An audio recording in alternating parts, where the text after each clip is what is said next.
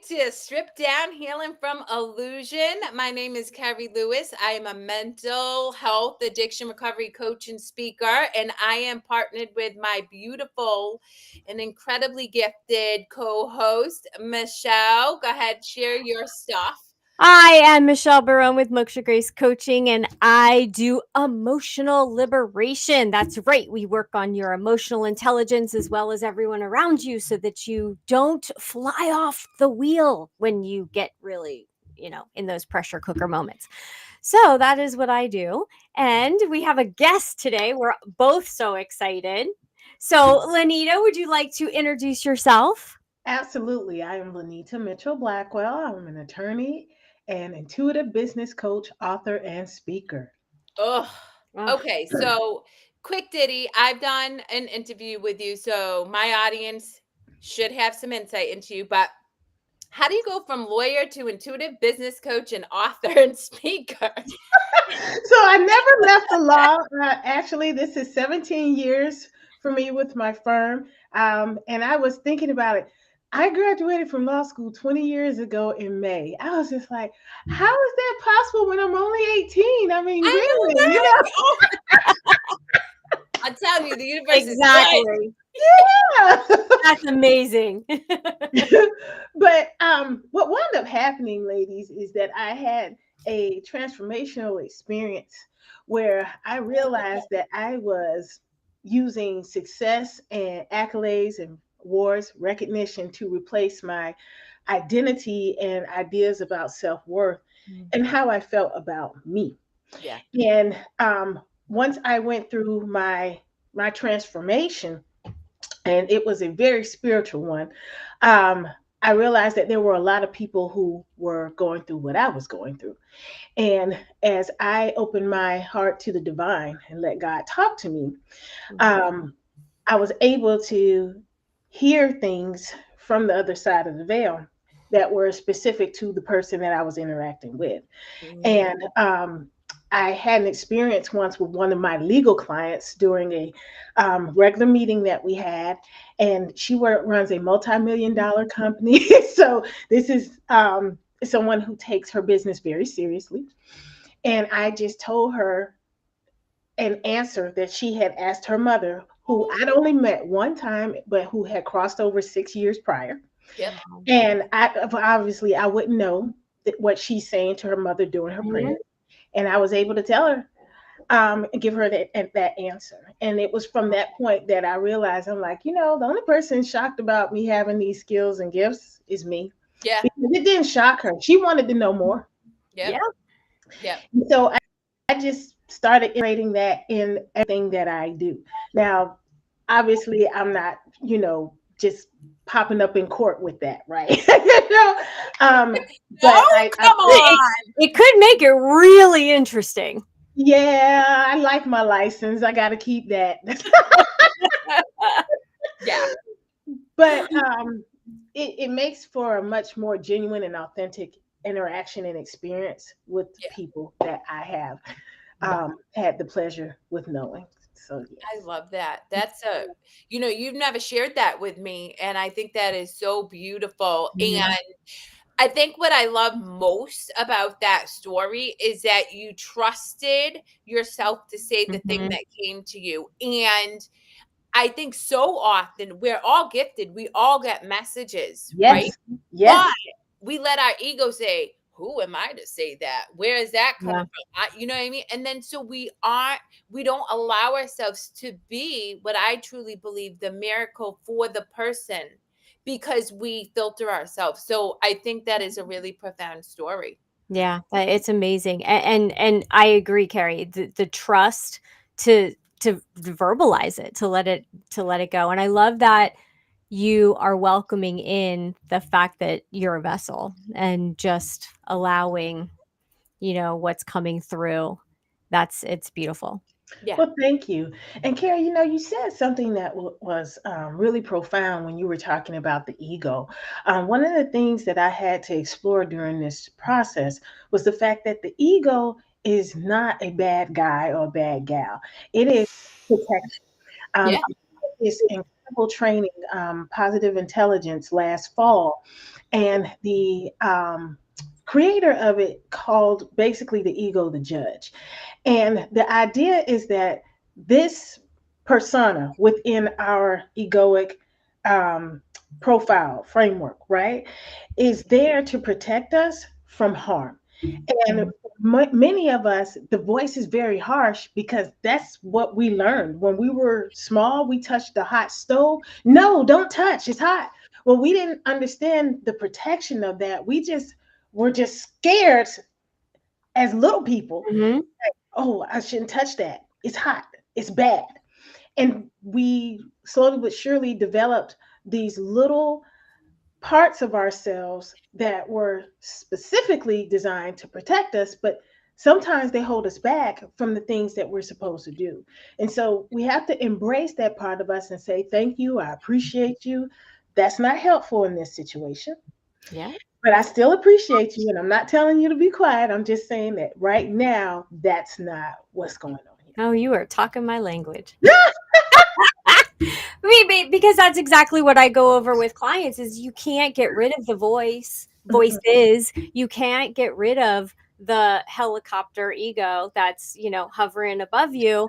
And I love how you phrase that, because that's exactly what came into my mind was, oh, so some people's egos are helicopter moms and Yes, some are, they're getting a little bit loose, but absolutely. And you have to be able to embrace them and work with the yes, ego, work with your emotions, because yes, you can't sequester them. You can't keep them quiet yeah.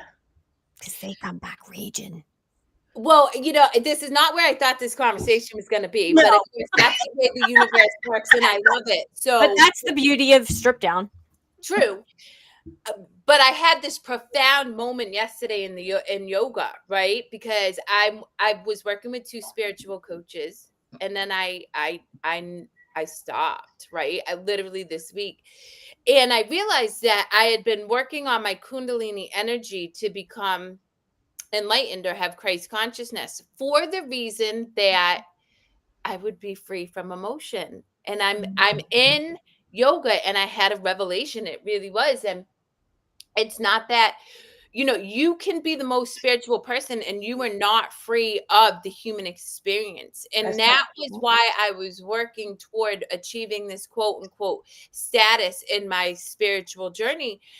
But that, um, really all I have to do to experience the joy and love that we are all meant to co-create from. And don't get it twisted, like we are co-creating in the likeness of the universe. That is real.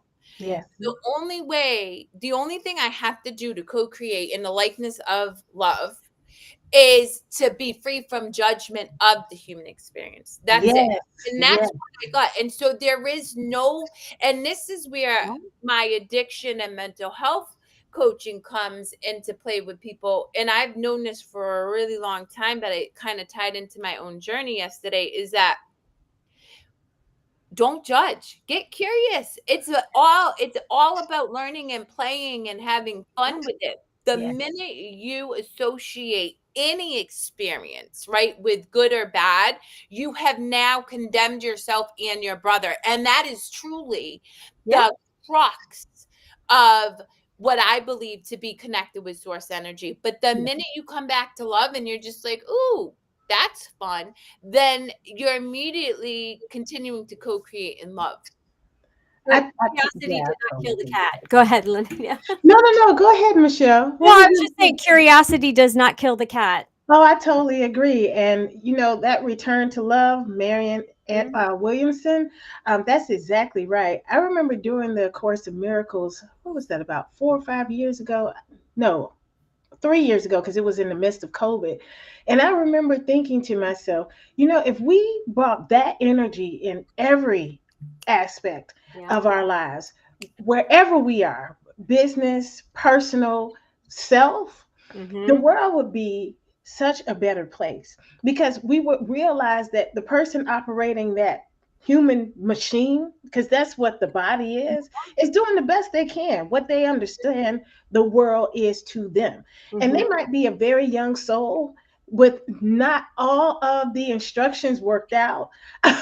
And they are struggling. They are really struggling. And it's not to diminish our frustrations with them, because some of the things that people do, they have a serious impact upon us.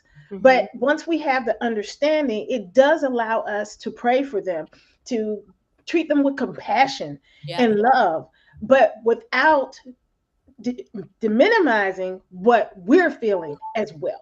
Yeah. And there's power in that. That's our power. Yeah. Yep. Yeah. Yep. And going back to what we thought we would actually be talking about, that's a huge point though, because I'm a newbie with Course in Miracles. I'm not done by any means. I actually started with the disappearance of the universe, and it took me 10 years to get through that because I kept freaking myself out. But now I'm devouring everything. But my what it's brought me to understand is that what happened in corporate America with me, to look at that differently, to reevaluate it, not Yeah. to go back and feel the feels, but just to reevaluate what happened and see it for what it was, Yeah. which was a play. And all the characters did Yeah. very well in Yeah. the play. They Yeah. all should get awards, and including me, the producer, director, co-creator, Yeah. that promoted myself out of a job and then ended up committing the career beep unliving, I guess, because Krista warned me not to say the S word too much because we could get tagged. But so it, and then the forgiveness Yeah. of the narcissist that I worked under, Yeah. because it was all meant to bring me here. Yeah. And if that hadn't happened, I wouldn't be here. I love that. I had to go through a similar situation. And what my last job in corporate, I was actually a litigator. And I realized that that job was a compilation of every job I had had prior. And it allowed a life review. So a review within the review. Yeah. Um, and I realized as I was going through it that the purpose was to let me know that we won't revisit this, and to give me a 360-degree view. So I experienced it early in my career as me. Now I'm on the other side of this and I can see it from their perspective, even though I am still in the employee role and they are in the supervisor, director, owner role. Um, I can feel what they feel. I feel the confusion and the frustration of life not turning out the way that they had in mind, of the dream unfulfilled that we were all taught. I believe we were all raised by the same community. If you work hard, you become successful, you'll be happy and live happily ever after, and ever after never came. Yeah. And you're 50 or 60 and you have the cars, you have the house, you have the clothes, you have the hot spouse, and there's still something. Mm-hmm. When is happy gonna come through? And I shared with Kerri, I was like, happy is never coming through.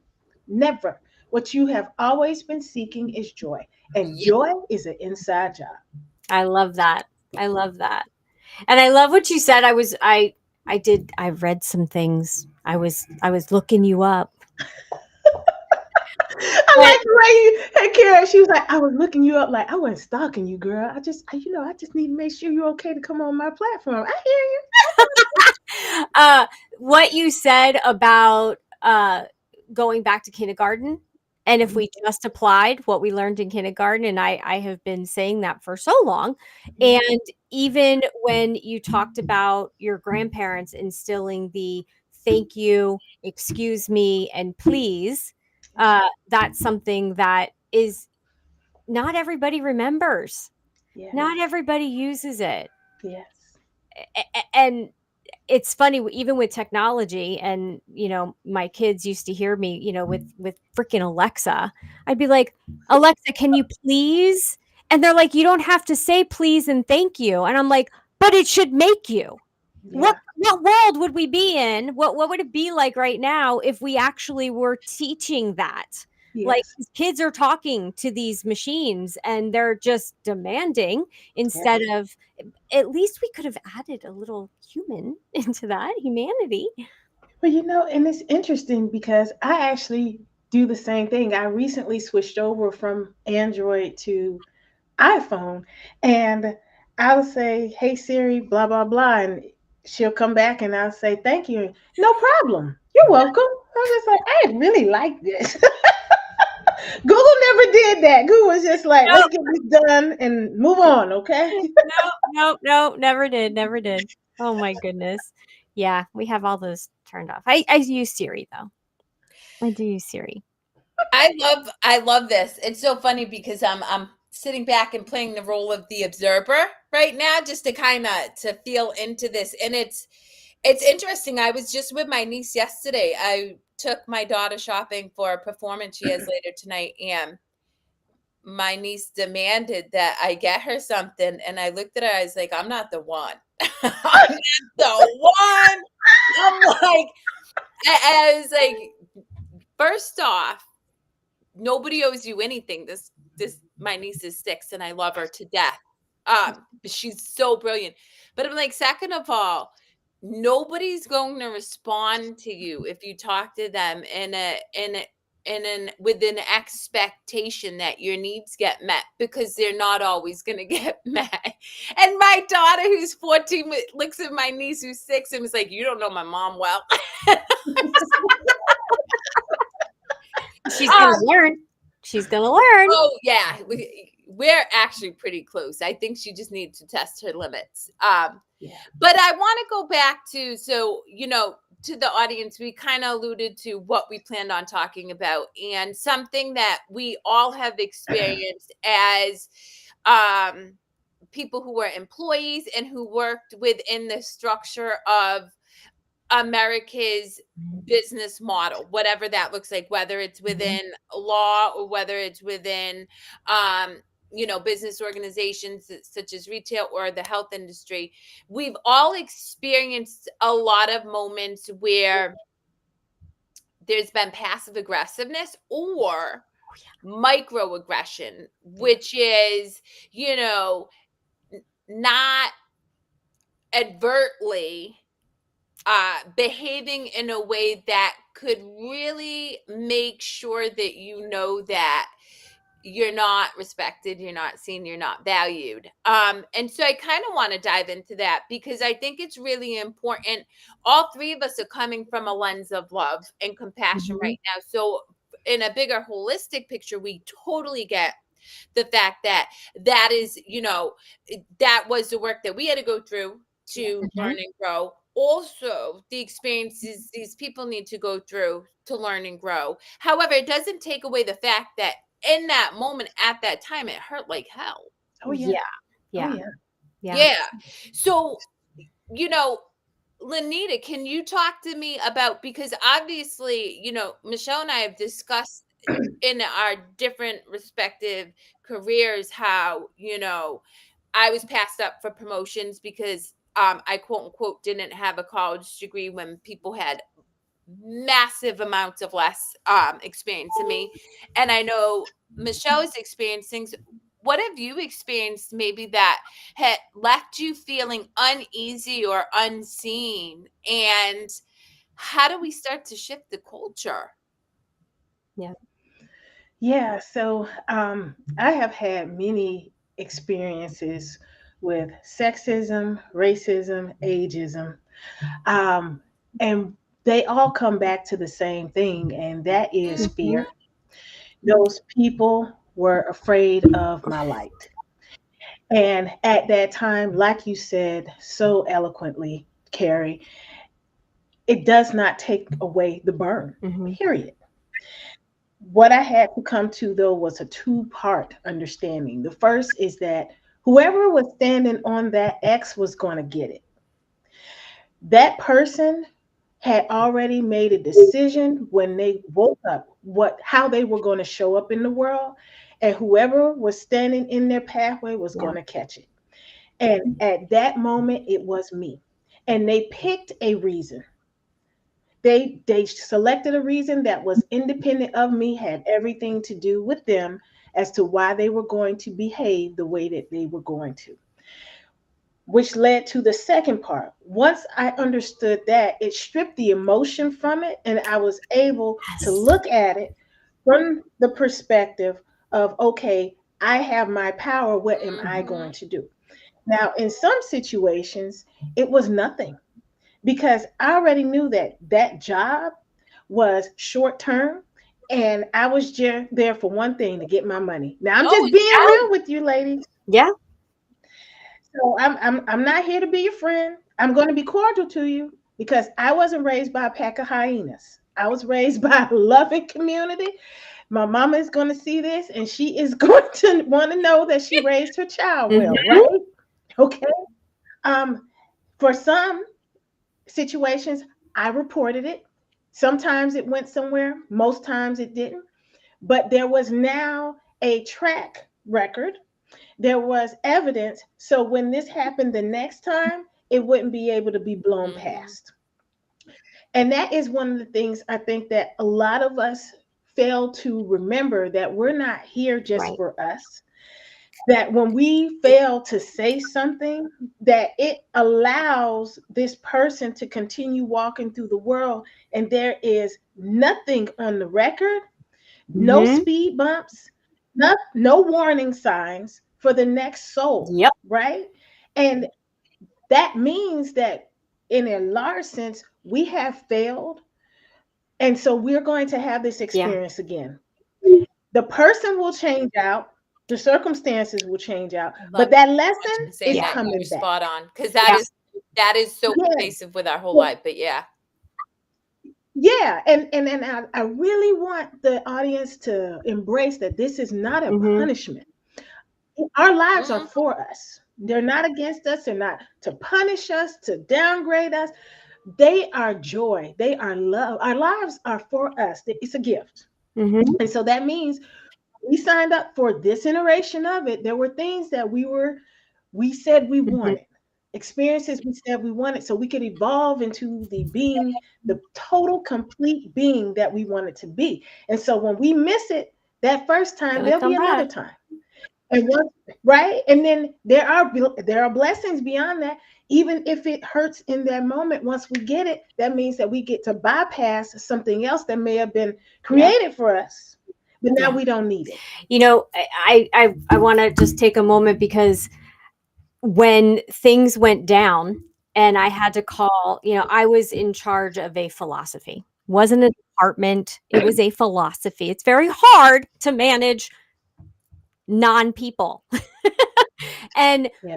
but it was something that I was honored to take over from the person that created it in the organization where I was. But that person, uh amazing as he is and taught me so much, actually was the one that gave me the book Disappearance of the Universe, way back when. He called me after things went down, and because Mhm. obviously he had heard, and I had reached out to kind of give him the heads up, but he called me months later and he said, you know what, I knew, I knew that there was a target on the philosophy's back, in turn my back at that point, and I did nothing, and I apologize. He didn't need to do that. Mm. He did not need to do that. We all knew that the target was on our back, but he didn't need to do that. He maybe for himself. I will say it was Yeah. nice that I wasn't crazy. It did Yeah. validate that I wasn't completely insane, because at that point, and some of you out there that are dealing with this right now, if you're feeling like there's a target on your back, tap into it, get curious. Don't go at it from fear, but look at Yes. it in love and go, okay, what am I supposed to learn from this? And what's going on with the other person that I can manage so that the collateral damage to you isn't as bad? There's a lesson in there, but what is the lesson? Yes. But also, don't Yes. feel crazy and don't feel like you're alone. Don't go hide under your desk and cry, because I did that a lot. Don't do that. Reach out for help. Mm. Yeah. They should make special desks for With that all the Kleenex because I think all of us have had that Yeah, what, crying experience. under a desk? Yeah, I mean, I created a Yes. meditation space and a boxing space in my last company because Wow. by then I was so clear. Well, because I worked in the retail space, and not only is it high pressure, but I knew my employees had to navigate all different energies, and you need to be able to release that energy in some way, shape, or form. And I want to give them a space. But something I'm curious from both of you guys, because my throat chakra has been open since I came out the womb, right?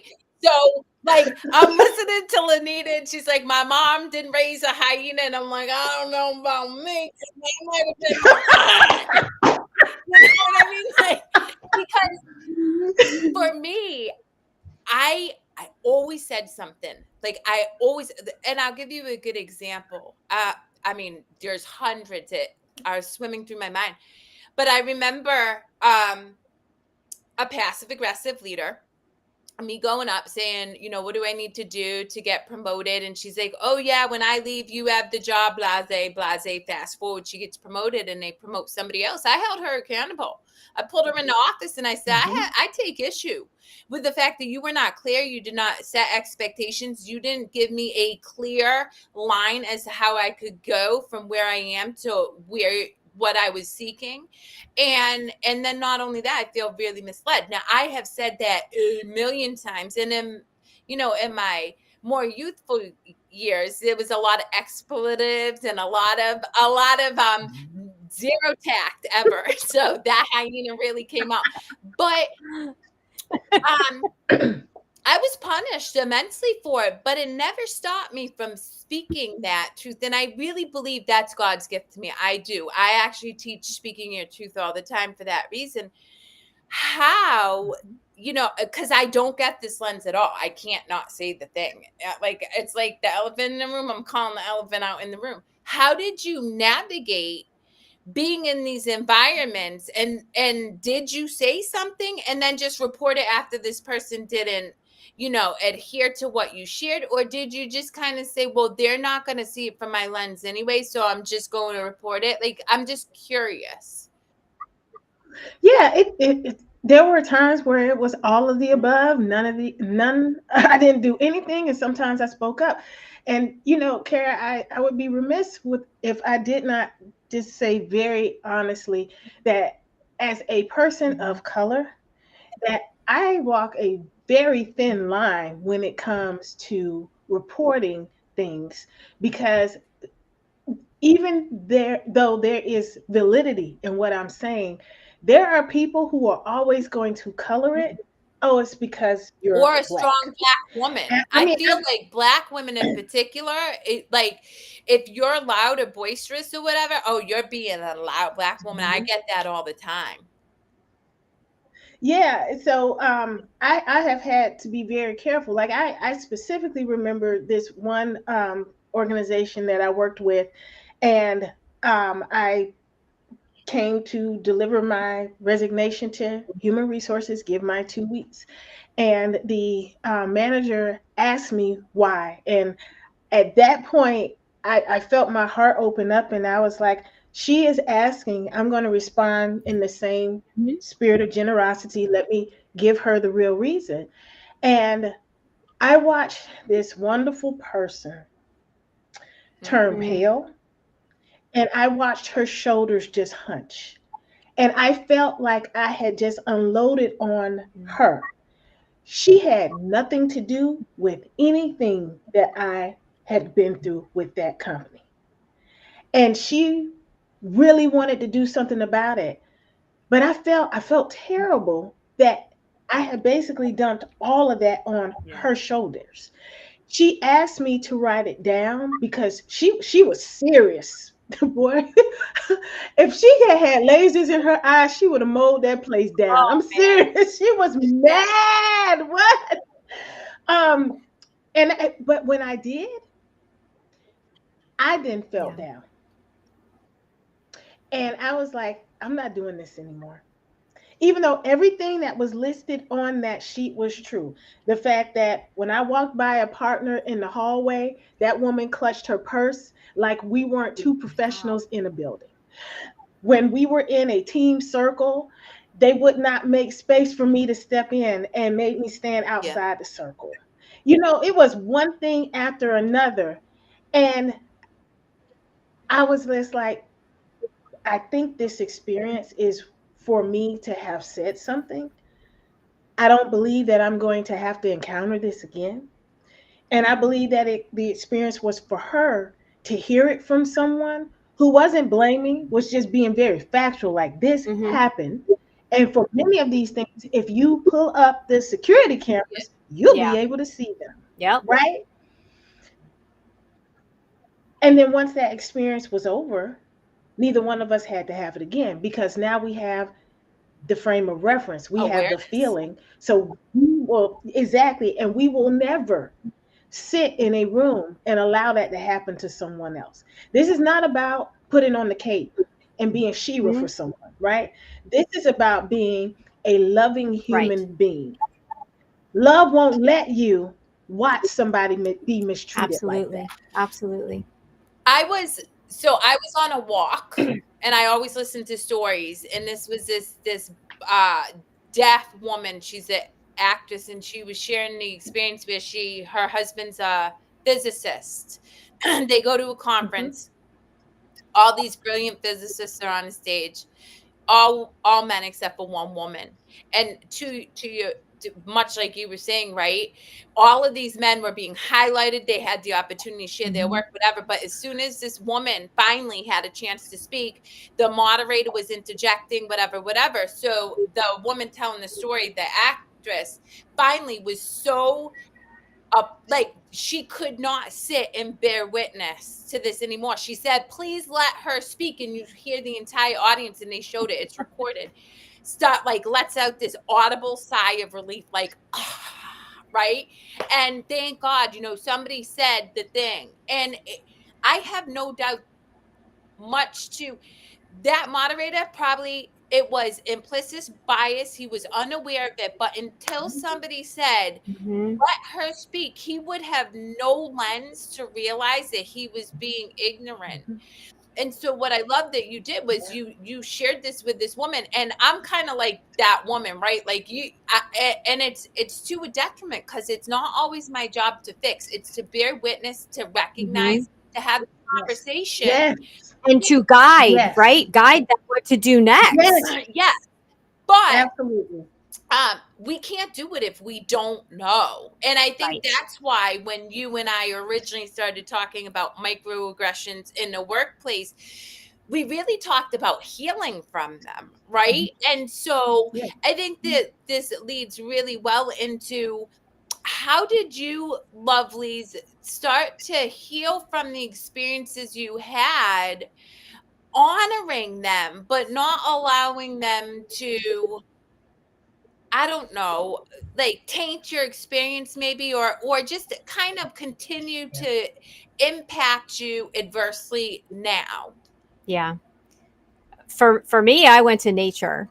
To me, my husband's like, get up out of bed. You've been laying in bed for a long, for a while now. It's been a week. It's been you need to get up. You need to do something. And I lost my identity. I mean, to paint the picture a little bit, and to go back to the first question, how did I not, how do you, what do you not, when you can't say something, right? I did. Like, I talked to so many people, and they'd be like, "Oh yeah, if she doesn't like you, you're done. You might as well start looking for a job." Like, Which is and so they were okay true. with that. Yes, And I was like, "What?" And well, and so this is what happened in the one-on-one. Oh yeah, that's how she is. And so, I mean, it was like a joke that we called her Satan's mistress because that's how she acted behind closed doors. And that was the thing. So when they brought in Christine Porath and brought in the speaker of the book of incivility and said, we need people to speak up. We need you to come forward. You all are the leaders. Do something. Okay. well, now you just gave me permission and you told me it's part of my job, and I'm going to protect my philosophy, right? That department that was so important, because she's dismantling it piece by piece, and I was watching it. And so I remember the moment that I made the decision, and I stood up and I walked over to her boss, and I told her what had happened. She told me to go to HR. I went to HR, bring all of the documents. I had everything lined up. They did not know what to do with me. So they tried to put me on a performance improvement plan. But it wasn't my performance that was the problem, it was my existence. Right. So there was a lot, and losing, not knowing who you can trust. That, I think that was what I had to heal from, was losing that and wanting to protect so many people. I mean, I unfriended people on LinkedIn and Facebook and stopped talking to people because I was afraid of the retaliation to them, not to me, to them. And so I did speak up, but I remember when you were talking about speaking up. When I was a kid, I was probably 10, and there was a big family drama, like huge, knockdown, drag out, mom in the kitchen, surrounded by her siblings, and everyone was just, "You're horrible. You're this." Blah blah blah blah blah. And I remember looking at my mom and going, "Can I say bitch?" And she was like, "Yes." And I went, "You're a bitch." And I remember screaming it at my aunt, but I asked permission first. I did say please, but I had to speak up. But it also created that people pleaser. So it takes me a lot to get there, but once I get there, I say what I need to say for the reasons that are for the right reasons, the integrity the behind it, and then I move forward. The healing, it took a lot of healing. I talked last week that I reached a huge pivotal moment that I can look back at those pictures now and see the joy in the job, see the joy that I had in that career that was 10 years. It was magnificent until it wasn't. And it took me, it was 2018. It's taken me a bit. It's taken me a minute, but it was something I had to process and go through. And it wasn't just corporate. And we talked a little bit about this, Kerri.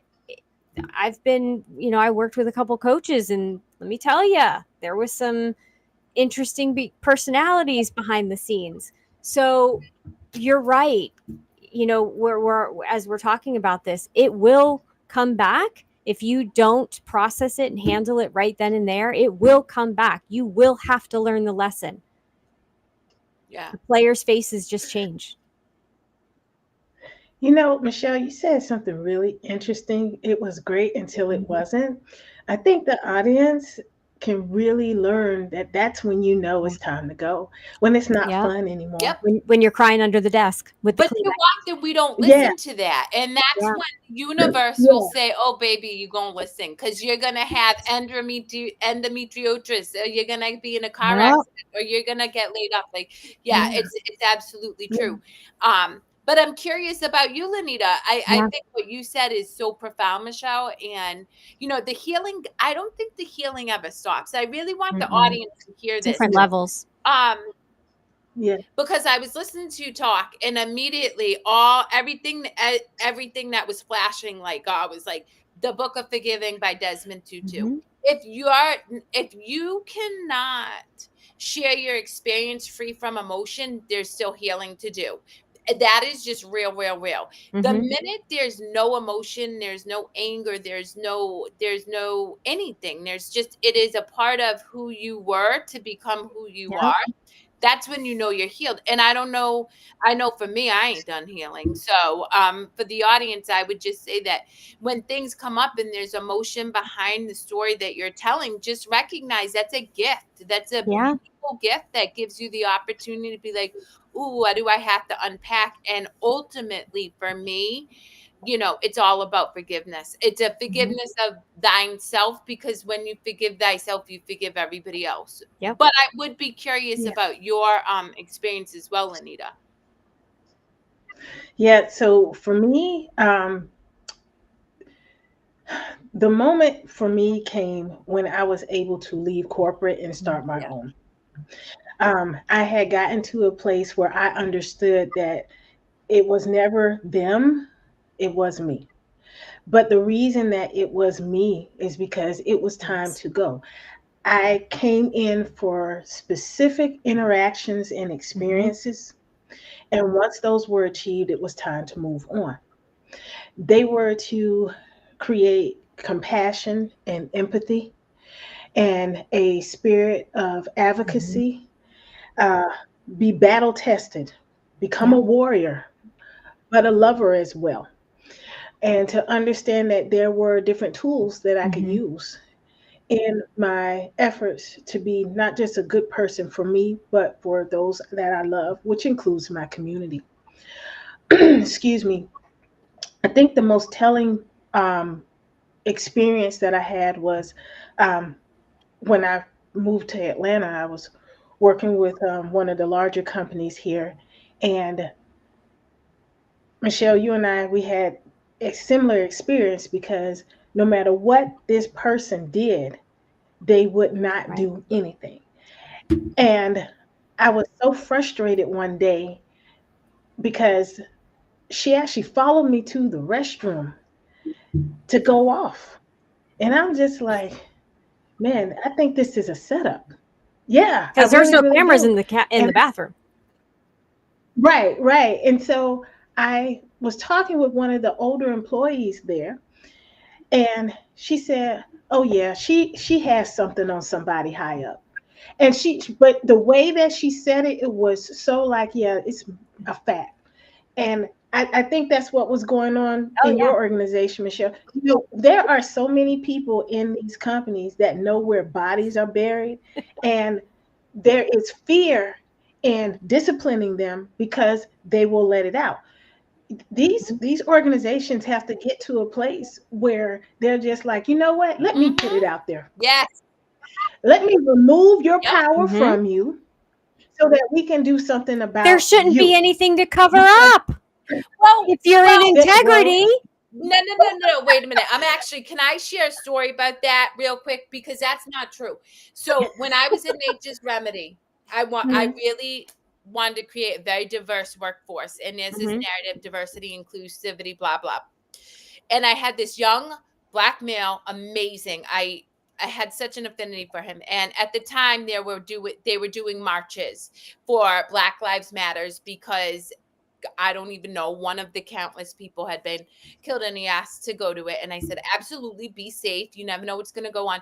So in that, I found all this diversity and equity training. And so I collectively got a lot of my leaders together, and any employee of color to go to this diversity training. Where my ignorance was, I didn't invite the white people. And I totally get it now. But hmm, in hindsight's 2020. And so anyway, I did this, and I was so proud of myself because I really wanted to make an inclusive environment. But so fast forward, I don't promote this specific person because his mental health wasn't in a place I couldn't. He used that to berate me, eviscerate me, slander me throughout the entire community and whatever. And so for me, having the integrity I did, I responded in turn. I said, yes, this is what I did. I take responsibility. Like, I did come from the lens of love, but it came off ignorant. And I totally get that. That takes balls, right? That took so much courage. yes, I remember crying doing that. But to do that, and so most people, it's not that they inherently do something bad. They're fearful of being judged, which I knew I was going to yeah, be looked down upon by certain people. But that it wasn't the point. The point is I could not live in that like shame or guilt. I knew that I came from a good place. It fell short, of course. Most companies allow the fear of how they're going to be perceived, create that environment where there's fear. And so hmm, that's what I want to say, because you can have situations where it was seemingly innocent, but it wasn't ideal, if that makes sense. And that's Mhm. what I want to touch upon for you, Michelle. But anyway, go ahead, Lanita. Sorry.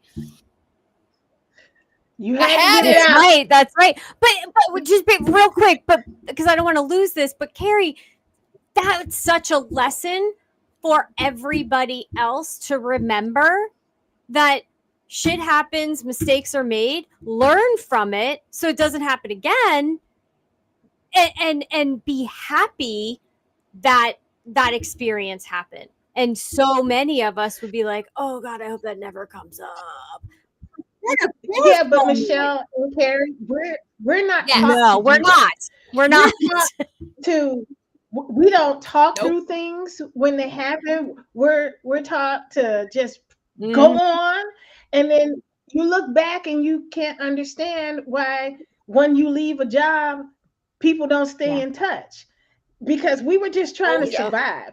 You look back and you break up with people and you don't understand why they're not happy to hear from you years later because y'all didn't really end on good terms. You just went on your separate ways. There should not be, at least this at this point of consciousness, there should not be those types of Mhm. interactions in the workplace or Correct. outside of it. But yet It's there so are. pervasive. And so I guess that Yeah. leads me to, I mean, so you left your practice, you speak Yes. to that, but I also, with 12 minutes left, because I know I can go on a Oh, we tangent could go on forever. for another hour, I'm Uh, sure. I want you to share what tips and tricks you would encourage our community have to start to change that narrative, at least within themselves, within the organizations that they're experiencing microaggressions in, because it is, unfortunately, it is still quite pervasive in all areas of life. Well, so the first thing is we have to realize that we can't change anybody else. It all is Yep. happening here. So that's the first thing.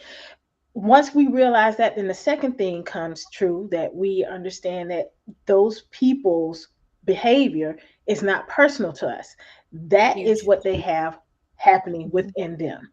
So once we are able to get to those 2 points, we can strip the emotion from it, and then we can come at creating some type of dialogue or strategy about what we want to do. For instance, I was on a panel Friday night, excuse me, and it was on allyship.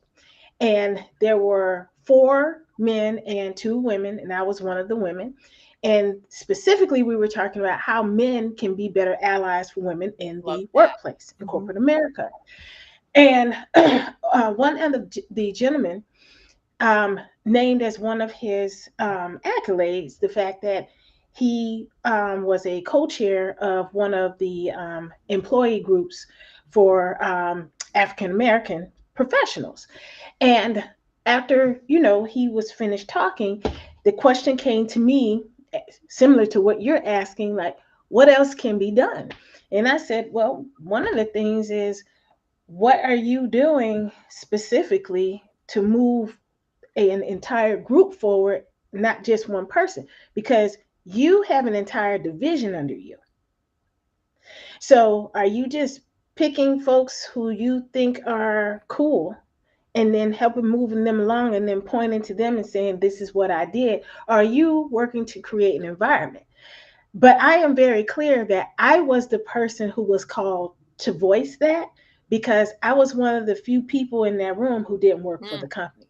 So it requires people like me to hold them accountable, to say what needs to be said. But understand, this me here, it took all those types of experiences and being on the receiving end of that to understand my power and to become the warrior that I needed to be. But I'm a warrior in love. I didn't diminish his accomplishments, I didn't take him down, I didn't respond in a way that was disrespectful. I just came and just said, hey, what else are you doing? Yeah. And that's a fair question. And he had to say, I had not thought about it from that Yeah. perspective. And there's no Mhm. shame in that. That's a good thing. So now that you are thinking about it, now the divine can operate and pour into you that creative flow so that you can come up with some ideas on how to be more inclusive if that's your goal, better allyship if that's your goal, and to make the place that you're in charge of one that is more welcoming and receptive to all Yeah. who are there. Because I have to say that because my first job, I was placed on the diversity committee because that's what it was called back then, when I was just 2 years old. um, and the definition that they gave us for diversity, I was like, well, with that explanation, and I was the only Black woman in the room, I was like, this room is diverse. Everybody in here is from a different place. Everybody went to a different type of school. Everyone here went to or had some different types of experiences in their home life. Some people had parents, some people basically raised themselves. I mean, based on that, that's not exactly what we're going for. You understand what I'm saying? What we're going for is being able to see the value and the love and the contribution of Yes, every yes, person yes. for the betterment and the good Right. of all. I'm pushing this hard because I am telling y'all, you've got to be in a coma to not understand that our world is at critical Oh my God, yeah. mass. Absolutely. So We are at critical mass. If we do not get ourselves together, we are going to Yeah. destroy And if we don't ourselves. learn that it all stems from love and get our head Yes. out of our asses, excuse my language, and start seeing the light, we're I'm all like so Yes. surprised. Like, Michelle, you dropped the Krista said we gotta watch our language. And so I've been really What good she at did, she just said dropping two bombs. words. Normally it's She just, me, but I was listening to her. But anyway, which is fine. So here's the thing. It takes these conversations, which right before you jumped on, Lanita, I was telling Michelle, I stopped doing networking events. I strategically did because and I'll tell you what, I am sick of going into networking groups saying that we really believe in diversity and inclusion, and you have a couple of this sprinkled in with the majority of that, or a couple of this sprinkled in with it, and that's reality. So I plan on creating a space which is actually diverse and inclusive. But let's talk about, and I was on a radio station and I went on a tangent about this yesterday, but to your point, we're all talking about diversity and inclusivity.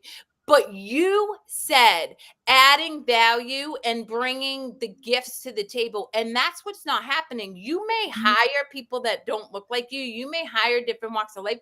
But if you're not listening from their lens, if you're not taking from their experience and what they grew up, if you're not, having an actual seat at the table so that they are heard and their opinions are valued, that's not inclusivity or diversity. That's just filling a quota, which I see so yes. often. And And that's wrong. but it happens because people are too afraid to have this conversation. Like me looking at Lanita. So what's it feel like to, be, in an elevator having a white woman grasp their purse because you're a Black person? I had the conversation with somebody. I'll never forget the moment I realized I was afraid of Black men. Now, mind you, I grew up on the streets. I will tell you, I identify as my core family, the people who I love, as people of different backgrounds other than my own. However, I had to look at the implicit bias, the fact that in the 90s you had cops arresting Black people 24/7, and now I'm young, right? Because I'm like two, just like Lanita, and I'm watching this. So of course I'm going to have the implicit bias. The only difference is I'm willing to say, yo, I had to look at that. I had to recognize that, and then I had to do something with realizing that I had been conditioned to be afraid. So now what do? I immerse myself with people. I ask them questions. I learn. I'm curious. But if we don't have these conversations to say, what did it feel like? Then we are going to seemingly come from a place of trying to make things better, but we're not going to. No, because we're not having the honest Gonna get conversations. we have to get messy to heal. Well, I agree, but I will also add these things. Speaking from my personal Mhm. experience, these conversations, I don't mind having them all day, but there has to be a reason. There has to be something that happens Yes, afterwards. This can't just be us come together, have this conversation, and you go right back to I behaving the agree way with Mhm. that you. you Yeah, did. Right? And I am the type of person, I honestly do not mind when someone comes and says just straight out, because I've had this at least twice. Lanita, I need your skin. I can't have a bunch of white women and no representation. Sister, I hear you, but what happens after that? So I'm in the room and I've given you the diversity. I've given you the opportunity to point a finger and say, I'm here. What do you plan on doing with that? Is this to open the door for someone Mhm. else? If it is, that's great. But if it's not, yeah. that's a Mhm. no for me. Well, And why is no one else coming into the room? but Why did they have to come and find no, you? Why is everyone too Right, afraid to be in the room if that's the case? right. And we need to talk about that but as what well. you said to me when we first met, because I'll never forget, because it's burning into my brain. I'm like, me and Lynn need to create this organization, because you're right. Is you're like, Kerri, we don't have these conversations, because where do you go after for healing once you start to open that? Because once you have that awareness, what do you do with that? And so, again, like, I grew up hard. I could become cold as soon as I cracked open. Where did I go with that mess? I mean, I leaned into drugs and alcohol, right? But the reality is, if we're having conversations and there's not a safe space for people to then start to reconcile and work with their implicit bias, if they can't recognize, the wounds that they've stuck down and literally, what is it, disassociated from, and now we just opened it, then we make more of a mess, because we don't have the structure in place to make sure that people are actually healing, and that I Mhm. respect. And I think, that's why you and me are in each other's lives in so many ways, because at some point we have to create that space, right? Yeah. Uh, Yes, sir. just to go back to the purse grasping. This was pivotal as I looked back at the memory, and I'm glad that you guys had me flash back to that, because it's what opened up me learning about energy versus seeing a person, what color their skin is or what they look like. It was more about energy. So when I was 17, I was, and Lanita will know where this is. I was driving in Coconut Grove by myself in my little VW, my beautiful little bug, and I went one block too far. Oh, your battery's about to die. I'll go really fast. I went one block too far, and two black punks came and reached their hand into my window and ripped my chain off my neck. And I, from that point on, started being very afraid because I walked up and there was a group in my car robbing my car, my stereo, which back in the day was a big thing. And so it made me start questioning and looking. And yes, I'll say at a group of people because that was who did me wrong at that point. But being able to look back, being from where I am now, and this was a few years ago, looking back in the energy and going as you're walking, as you're a woman, whatever, you're walking down the street, whether you're a man, you're a woman, what if there's energy coming towards you and you feel that it is negative and something is nudging you to cross the street, cross the freaking street. Yeah, Doesn't matter color of skin or gender. If the energy coming at you is wrong, move, get out of the way, protect yourself however you need to, but move, do something. yeah, And I think that's where people get tripped up on both sides, right? Because I can only imagine being somebody where you're walking and someone grabs their purse. But now doing the work that I've done for myself and working with clients, now I can go, what happened to them? Not to excuse them, but what had to happen to them to make them so afraid? Yeah. What's their backstory of why they're doing that? Well, I mean, without going too far into this, we can Right. touch on this next week. I Yeah. would say at the end of the day that is the reason you and I do the work we do with our clients is Mhm. because we teach our clients how to trust themselves. And in trusting yourself, you know how and what you need in any given moment. Right. And it you don't make the decision based on anything other than your internal narrative that tells you that you need to take care of yourself. Hi, gorgeous. Yes.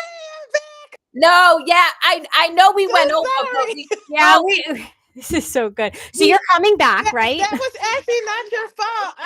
I didn't realize that my battery was that low. Otherwise, I would have bought my charger over here.